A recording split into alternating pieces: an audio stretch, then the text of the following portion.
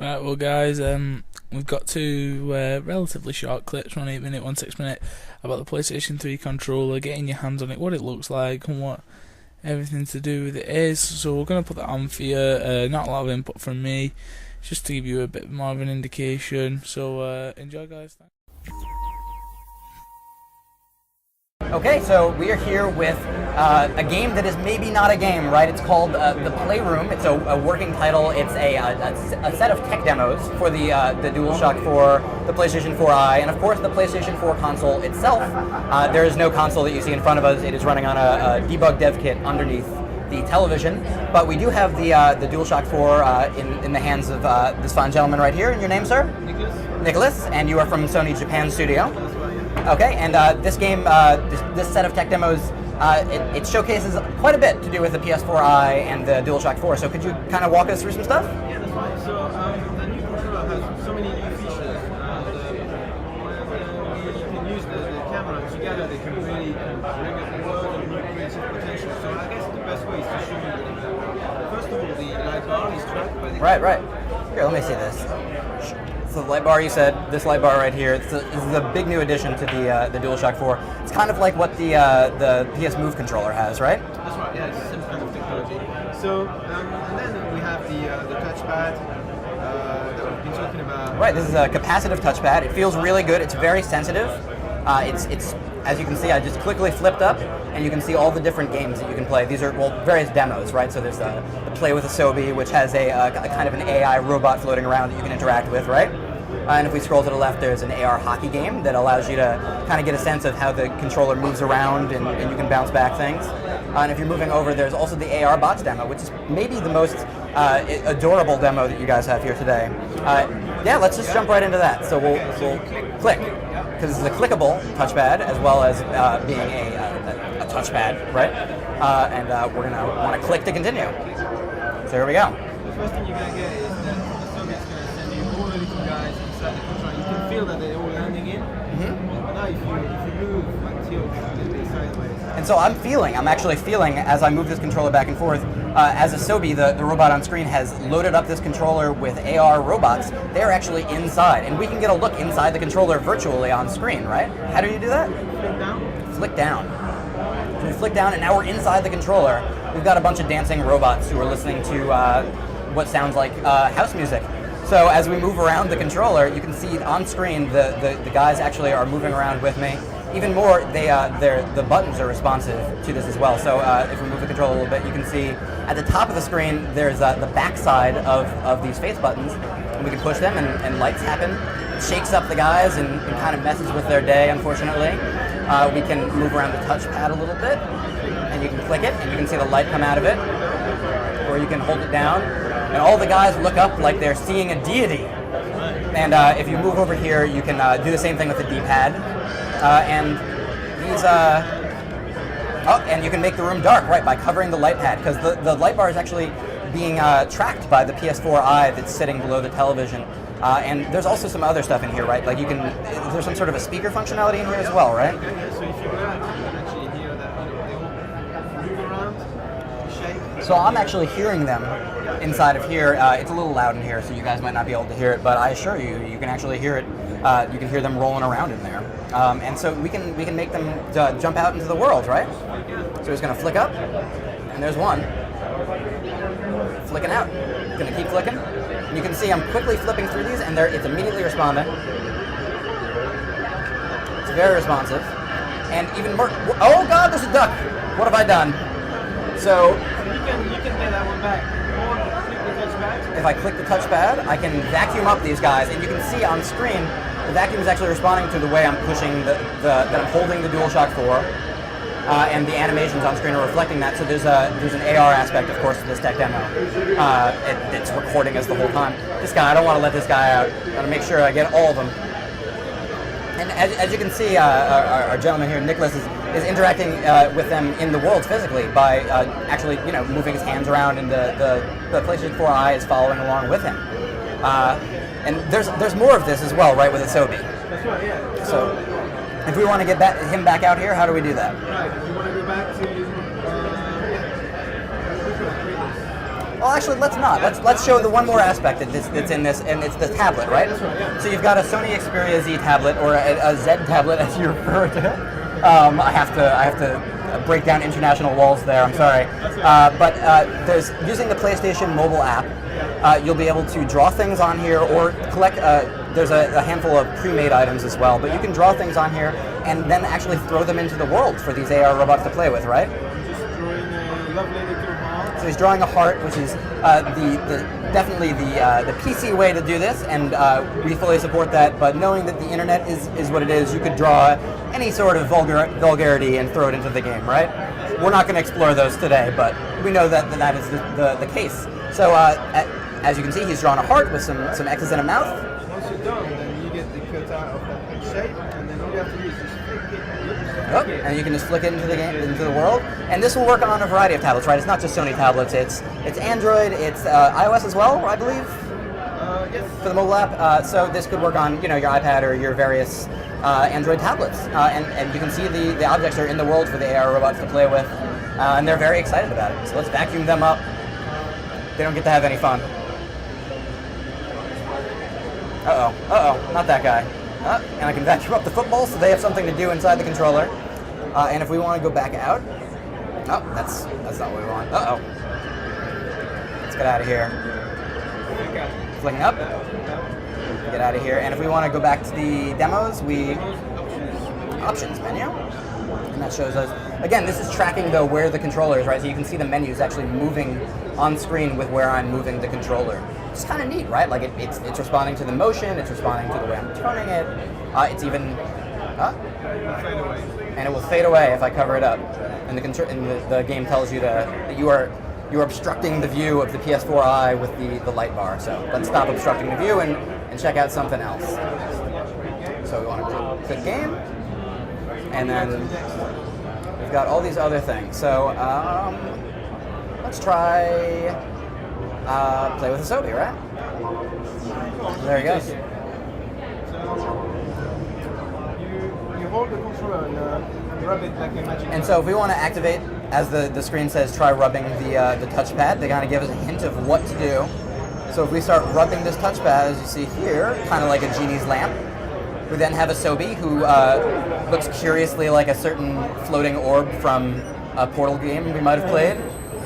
Asobi is actually to play in Japanese, I believe, and it's named after the team that has made these tech demos, right? And as you can see, as Nicholas is moving his arm around, Asobi is responding. And you can punch Asobi like he did, very rudely.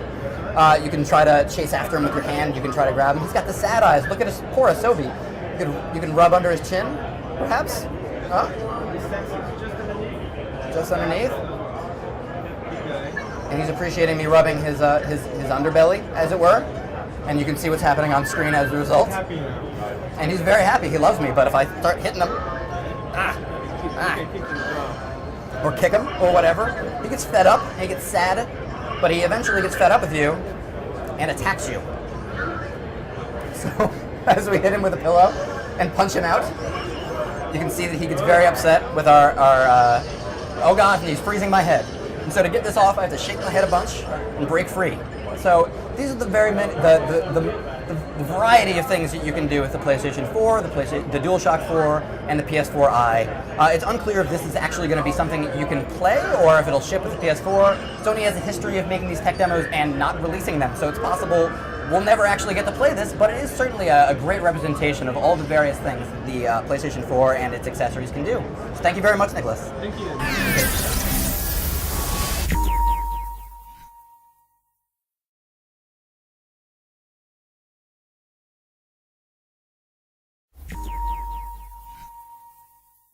Hey folks, Ben Gilbert here with Engadget, and we have the brand new DualShock 4 in tandem with a PlayStation 4. There's even a PS4i, as you can see down here, and we're playing Drive Club. This is one of the first games that's going to be launching with PlayStation 4 when it arrives this holiday, and we're able to actually play a game, so let's jump right in. It's going to take a second to load and stuff, but while we're waiting, you can see that there's a blue light up top. This is one of the major new additions to the DualShock 4. There's also, the triggers have changed a little bit. They have a lip, and there's a little bit of a curve to them, so your fingers fit on a little bit more comfortably. The R1 and L1 shoulder buttons are a little bit smaller and a little bit clickier. there's out front, there's an options button and a share button, which are replacing the start and select button on the traditional DualShock. There's a standard D-pad. It's a little bit different, but pretty similar to the one on DualShock 3. There's two parallel thumbsticks. They are concave instead of convex on this model, which is the big difference, and there's a little bit of a lip, so your fingers are less likely to slip off. The PlayStation Home button is here, and it's been moved down because of the new touchpad that's right in the middle of the controller. It's clickable. As you can see, it actually activated something on the screen when I chose that. I've got a choice here between a McLaren 12C and a Hennessy Venom GT, so I'm going to go with the McLaren because I've actually heard of that. And at the bottom of the controller, continuing with the hands on the controller, there's a little bit of a port for your headset or for other accessories, unknown so far, but the headset is shipping with the box when it arrives this holiday. Moving on to the front face buttons, there's the standard square, triangle, circle, and X button, which we're used to seeing on DualShocks going all the way back to the PlayStation 1. And around back, this one is tethered to the console we're using here, but this would otherwise, there'd be a micro USB port here for plugging it directly in for charging. You can play the game off of it if you're out of battery, that kind of thing. But otherwise, there's a little bit of a texture difference on the back. It feels like there's like little holes, and that's about it, but it doesn't actually have any functionality. So let's jump into the game. It's a pre-alpha code showing up here. So this shouldn't be 100% representative of the final game that ships this holiday, but this is very much a work in progress, but it looks nice. It's a next-gen title, and the controller is responsive, as you see, while we drive into a fence on the side of the road. I'm using the right trigger, R2, to make the gas go, the left trigger to stop. My car has stopped. Not a great race choice. I used R1 to switch the view from cockpit view to a little bit further back, and then even outside of the car. This isn't a manual car. Oh wait, maybe it is. No, it's not. It's an automatic car. But this game is actually going to be part of the PS Plus Instant Game Collection when the console launches this holiday. So there's going to be a full year that you'll be able to play this game for free if you're a PS Plus subscriber, which seems like a good deal. If you already have a subscription on PlayStation 3 or Vita, it'll transfer automatically to your PlayStation 4. The graphics are stunning. They're nice. They're not completely mind-blowing, but it definitely looks nicer than the stuff that we've seen on the current gen. The controller, again, is responsive. It feels like it should feel right on a console. It doesn't feel like there's a lag or any sort of an issue between when you push a button and what actually happens on the screen. There's an imperceptible lag. And I believe that will be the case as well when you have it not plugged in, right? That's not making a huge difference other than actually giving it a charge.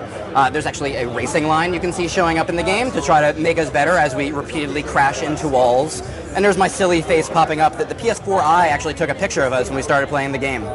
So again, Drive Club is a launch title for the PlayStation 4, and we'll have more on it when we have our full review of the PlayStation 4 this holiday. But for now, know that the controller does feel good. It feels like an evolution of the DualShock, which is what all we could really hope for the PlayStation 4. Folks, we've got the PlayStation 4 console that was actually unveiled last night for the first time.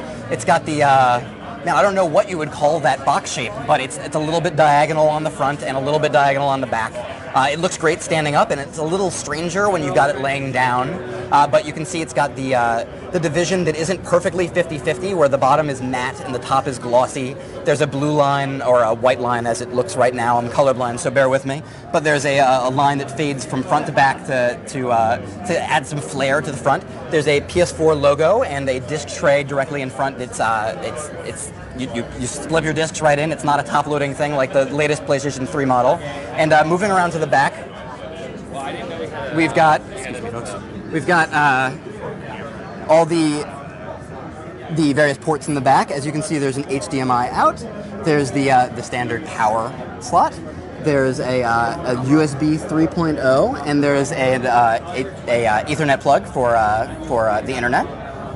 And plenty of vents for the heat that the console will assuredly generate. That's an otherwise a quick walkthrough. We're also going to, in this booth that we're looking at right here, we've also got the headset that's going to be shipping with the console. And it's a mono headset. and it's unlike the PlayStation 3. This one's actually coming with it, so that's going to hopefully encourage some of the online gameplay that wasn't as big a deal on the PlayStation 3 as it looks like it's going to be on the PlayStation 4. Moving to one other accessory we can see in here, there's a charging cradle actually for the DualShock 4 that Sony is releasing themselves. It can hold up to 2, and you can just drop your controller right on there and leave it to charge rather than having to mess with a micro USB wire, which is your other option. And then moving around to the last thing in this area, there is a PlayStation 4i. The PlayStation 4i, unlike the Xbox One, which ships with the Kinect, does not actually come with the PS4, although it's a lot like the Kinect that we've seen with the Xbox. It responds to voice. It's got, I believe, 4 microphones. It has two cameras facing in the front. It can sense depth. It can follow your hands, that kind of good stuff. But I don't think we're going to see the kind of ubiquity that we're going to see on the Xbox One just because it isn't included with the console. But that's maybe a good thing because the console costs $400, $100 less than the Xbox One, and it's a very pretty thing. So that's our first look at the PlayStation 4, and we'll have plenty more from you for E3 in the coming days. Thanks very much.